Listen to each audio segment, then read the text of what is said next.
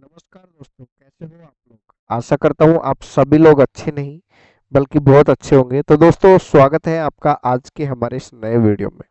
वैसे पहला जो मैंने वाक्य बोला है, मुझे पता है कि आप सभी लोग इस टाइम पे आईसीआर की काउंसलिंग का इंतजार कर रहे हो और आईसीआर की तरफ से कोई भी अपडेट ना होने की वजह से सारे लोग परेशान हो।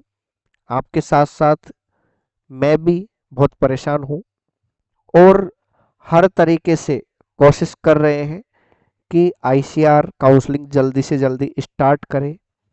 क्या है पीछे का रीजन, क्यों नहीं कर पा रहा आईसीआर काउंसलिंग स्टार्ट, और क्या आईसीआर की गलती है।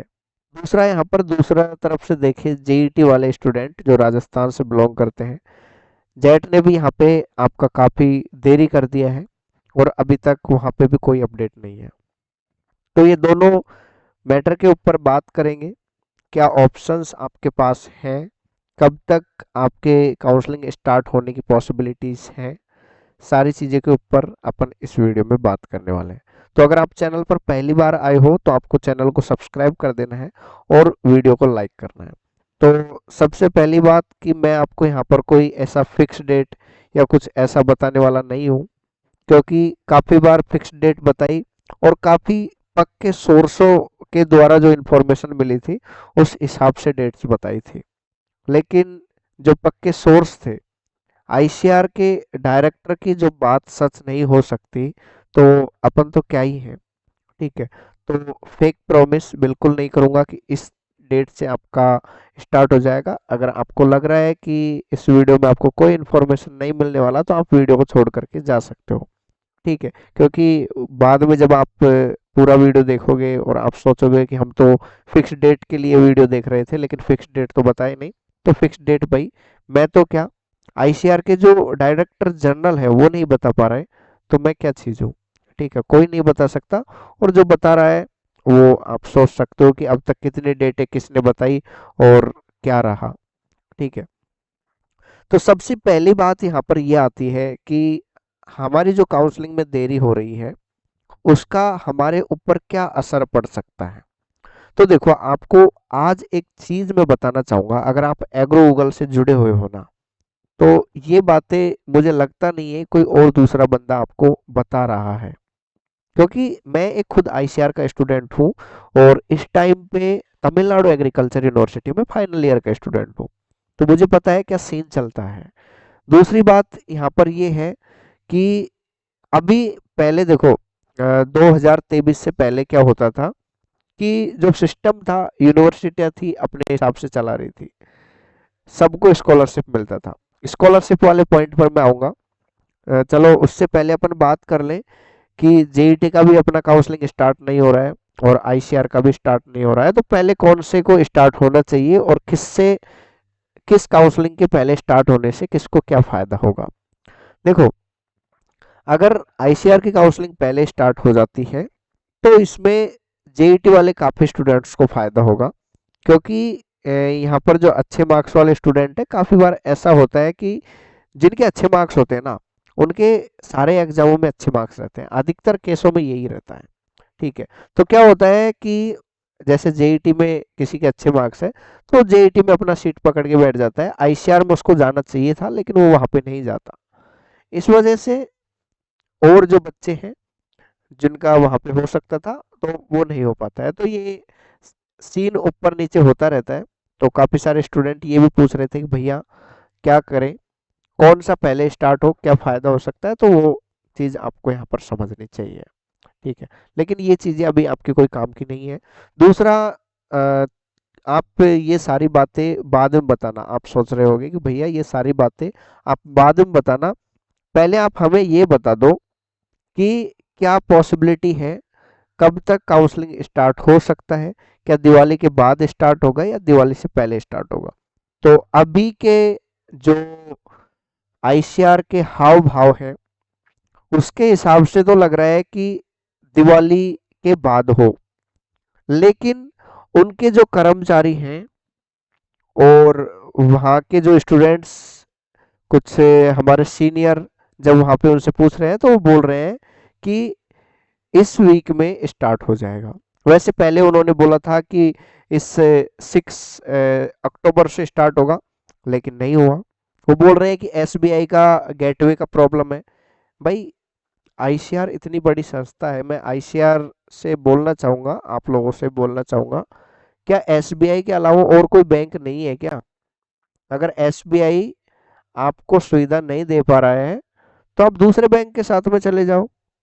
ये तो है नहीं कि आधा प्रोसेस हो गया और आधा प्रोसेस उसके साथ होगा, क्योंकि जो अपना एप्लीकेशन फॉर्म का काम है वो तो सीयूईटी ने किया है, एनटीए ने किया है, अब आईसीआर का हो रहा है। तो स्टार्टिंग ही तो है, आप चेंज कर सकते हो बैंक। एसबीआई का ये थोड़ी है कि कोई लेकर के खा रखा है, अब आपने खा रखा होगा वो बात अलग है। ठीक है, तो ये आईसीआर के ऊपर एक बहुत बड़ा क्वेश्चन मार्क आता है कि क्यों एक बैंक के ऊपर, एक एसबीआई, एसबीआई गवर्नमेंट बैंक है, कोई वो नहीं है, लेकिन क्या है रीजन? गेटवे का प्रॉब्लम है, नहीं हो पा रहा उनसे, दूसरा बैंक लो यार। नहीं, तो ये चीजें आपको समझनी चाहिए। और दूसरा, जो आईसीआर के इंस्टाग्राम पेज है, ट्विटर पेज है, आप देख रहे हो अभी आईसीआर के डीजी साहब है, उनके 3-3 4-4 पोस्ट आ जाती है इंस्टाग्राम पे डेली की। ठीक है, लेकिन जो चीज है जिसपे कितने सारे स्टूडेंटों का आगे का फ्यूचर लटका हुआ है, हम सोच रहे थे कि यार काफी जो अदर स्टेट है उनमें भी नहीं हो रहा है। आपने मेरे वीडियोस भी देखे होंगे कि कोई बात नहीं, हर साल ऐसा ही होता है, लेकिन हद पार हो रही है अब। ठीक है, 2023 में ऐसा हुआ था और 2025 में ऐसा होने जा रहा है। 2023 में भी लगभग अक्टूबर में स्टार्ट हुआ था काउंसलिंग। तो जब पहले आईसीआर अपना काउंसलिंग खुद संभालता था तो तब तो ऐसा होता नहीं था, लेकिन कोरोना के बाद में अभी तक ये अपने आप को रिकवर नहीं कर पाए। तो भाई, स्टूडेंट्स जो भी मेरी इस वीडियो को देख रहे हैं, आप सभी लोगों को मैं एक चीज बताना चाहूंगा। जब आप यूनिवर्सिटी में जाओगे, पहले सेमेस्टर का आप एग्जाम दोगे, तो आपके सीनियर या आपके यूनिवर्सिटी वाले ये बोलेंगे कि आपको स्कॉलरशिप मिलेगा, चाहे आपके बैक आ जाए फिर भी स्कॉलरशिप मिलेगा, है ना? और स्कॉलरशिप मिलता है, 1 साल तक मिलेगा। लेकिन अगर आपकी पहले सेमेस्टर में भी बैक आ गई ना, तो एक किस्त मिलेगी। या तो आपको 6 महीने के 18,000 मिल जाएंगे, या पूरा 1 साल का एक साथ में जो आपका आएगा 36,000 वो मिल जाएगा। उसके बाद में आपकी एंटायर 3 साल की जो स्कॉलरशिप है वो रोक दी जाएगी। अब आप ये क्वेश्चन कर सकते हो कि भैया क्या हमारा बैक क्लियर हो जाएगा तो हमें स्कॉलरशिप मिलेगा? नहीं मिलेगा। आप बैक क्लियर कर लो, कुछ भी कर लो, अगर आपका एक बार बैक आ गया ना, तो आपकी स्कॉलरशिप गई। ठीक है, कुछ यूनिवर्सिटियां जो दे रही है, लेकिन अधिकतर यूनिवर्सिटियों में यही सीन रहता है। अब भैया पढ़ाई का कितना नुकसान होगा, क्या करें हम, क्या करना चाहिए क्या नहीं करना चाहिए? तो एक चीज तो आपके लिए अच्छी बात यह है, अधिकतर यूनिवर्सिटियों में आपका 6 दिन कमेटी का जो सिलेबस है वो हो गया है। इसलिए जो एक मैथ का बहुत बड़ा प्रॉब्लम रहता था, वो आपका यहाँ पर नॉन ग्रेडेबल सब्जेक्ट बन गया। तो वो थोड़ा सा आपके लिए एक राहत की सांस है। ठीक है, उसके अलावा बाकी के कुछ कोर्सेज हैं, जैसे एग्रोनॉमी का, टीएनयू का अगर देखें, तो वहाँ पे आपके दो दो कोर्सेज हैं। तो इस वजह से कुछ अलग अलग यूनिवर्सिटियों का अलग अलग सीन है।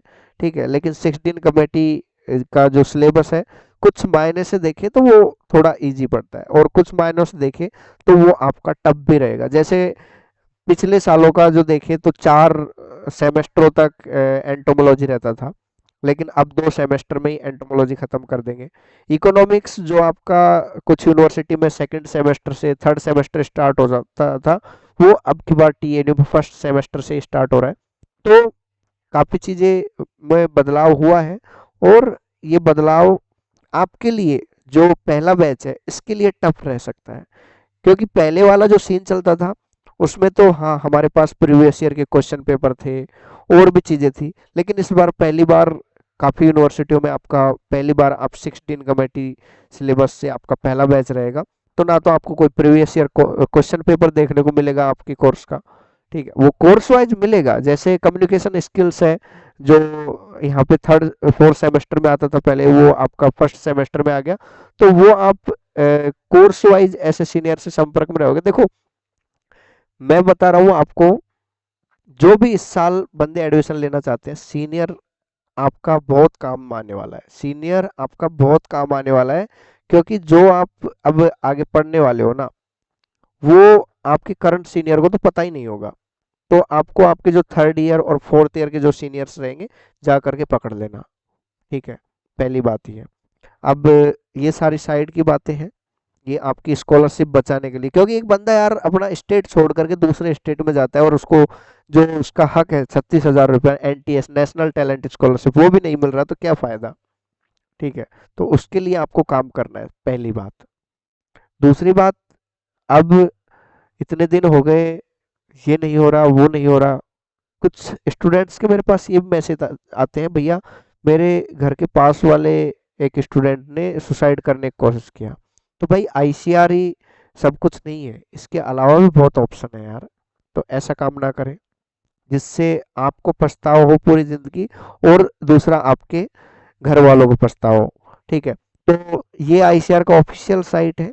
यहाँ पर आप अगर लेटेस्ट नोटिफिकेशन में जा करके देखोगे तो कुछ नहीं मिलेगा। अब अपन थोड़ा गूगल से पूछ लेते हैं, गूगल क्या कहता है काउंसलिंग के बारे में। ठीक है, गूगल बाबा से पूछ लेते हैं कि क्या कहता है गूगल बाबा। तो गूगल बाबा के अनुसार 6 अक्टूबर से स्टार्ट होने वाला था। ठीक है, और बिल्कुल ऑथेंटिक है, क्योंकि जो आईसीआर के एजुकेशन डायरेक्टर हैं जेना सर, उन्होंने बोला 6 अक्टूबर या 7 अक्टूबर से हम डेफिनेटली स्टार्ट कर देंगे, लेकिन नहीं हुआ। तो अब आप सोच सकते हो ना, अगर वो जो आईसीआर के डायरेक्टर हैं वो नहीं बोल पा रहे, तो हम तो क्या चीज़ है। ठीक है, तो और मैं आपको क्या बताना चाह रहा था, दूसरा यही है, तसल्ली रखो यार, सब कुछ होगा, सब कुछ चीज़ें वैसे ही चलेंगी।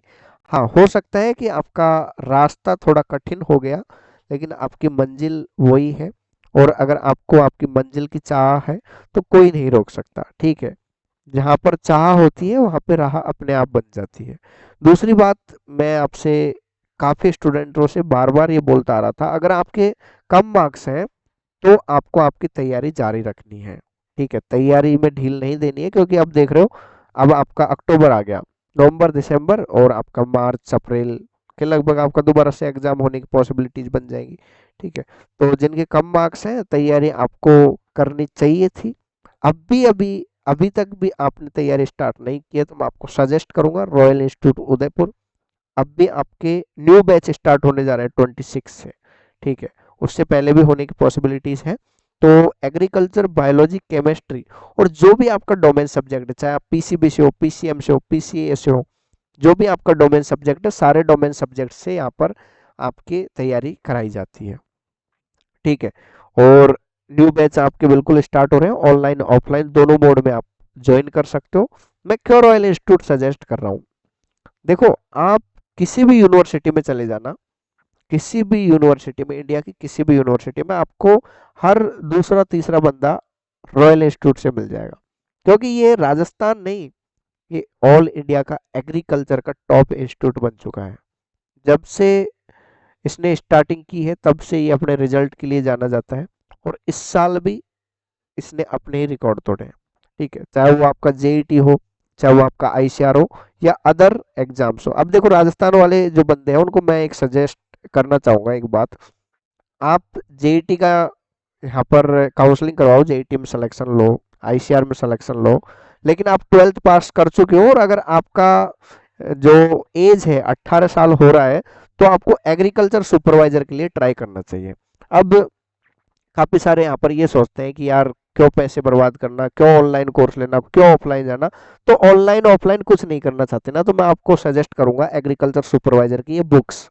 ठीक है, ये बुक आपके बहुत काम आने वाली है। और दूसरा, इसमें एग्रीकल्चर सुपरवाइजर का सिलेबस तो बिल्कुल निचोड़ के है, एक एक टॉपिक वाइज आपको सब कुछ मिलेगा, एमसीक्यू मिलेंगे आपको, थ्योरी कंटेंट डिटेल में मिलेगा, सब कुछ मिलेगा, ट्रिक्स मिलेगी। और दूसरा, अगर आप ये चीजें पढ़ते हो, जैसे आपने हिंदी पढ़ लिया, ठीक है, उसके अलावा आपने यहाँ पर जीके पढ़ लिया, तो वो आपके राजस्थान के जो अदर एग्जाम होंगे ना, वहां पे भी आपका काम आएगा। तो जो राजस्थान वाले स्टूडेंट हैं, आपको ये काम करना चाहिए। आपको ये बुक है वो अभी ऑर्डर कर देनी चाहिए, क्योंकि अभी ये 50% ऑफ में ये ओनली 1500 में आपके घर तक पहुंचा रहा है। कोई अलग से आपका पोस्ट चार्ज नहीं है। ठीक है, आपको बस ऐप डाउनलोड करना है, और ऐप डाउनलोड करने के बाद में वहां पे आपको जो बुक सेक्शन है वहां पे जा करके अपनी बुक्स को यहाँ पर ऑर्डर कर देना है। ठीक है, बहुत जल्द आपके घर पहुंच जाएगी। और इसमें जो सस्य विज्ञान, बागवानी, पशुपालन, या आपके आगे जो डिग्री में पढ़ोगे ना, आप पूरे 4 साल में जो आप सस्य विज्ञान एग्रोनॉमी पढ़ने वाले हो, आप अगर इस बुक को पढ़ लेते हो, आपकी डिग्री ऐसे ही निकल जाएगी। ठीक है, आपको कोई बिल्कुल लोड नहीं आएगा, क्योंकि सारी चीजें हैं उसमें। हॉर्टिकल्चर जो आपका 4-5 सेमेस्टर तक चलेगा, सब कुछ इससे हो जाएगा। पशुपालन आपका एक कोर्स आएगा एक सेमेस्टर में, तो वो भी हो जाएगा। ये मैं पिछले उसके हिसाब से बता रहा हूँ, अभी 16 कमेटिव में आपका थोड़ा बदलाव आपको देखने को मिल सकता है। ठीक है, तो ये सारा सीन है। ठीक है, तो ये आप लोग बार बार बोल रहे थे कि भैया आप वीडियो बनाओ, कुछ तो करो, और कोई भी वीडियो मैं डाल रहा हूँ उसमें आपका कमेंट आ जा रहा है कि भैया काउंसलिंग कब से स्टार्ट होगा। तो भाई एक ही जवाब है, काउंसलिंग कब से स्टार्ट होगा किसी को पता नहीं है। जब आईसीआर के डायरेक्टर सर नहीं बोल सकते तो अपन तो क्या चीज़ है यार। ठीक है, तो इंतजार करना है, उसके अलावा अपने पास कोई दूसरा ऑप्शन नहीं है। साइड की चीज़ें हैं उनको साथ में रख के चलो, और जो अपनी एक्स्ट्रा स्किल्स हैं उन पर काम, उन पर ध्यान दो जो आपको टाइम मिल रहा है। तो ये सारी चीज़ें आप कर सकते हो। तो आशा करता हूँ ये वीडियो आपको ज़रूर पसंद आया होगा। अगर ये वीडियो पसंद आ जाए तो इस वीडियो को लाइक कर देना है, चैनल को सब्सक्राइब करना है। मिलता हूँ नई वीडियो में नई जानकारी के साथ। आपने हमारा पूरा वीडियो देखा, आपका हृदय की गहराई से प्रेम पूर्वक बहुत बहुत धन्यवाद। Thanks for watching.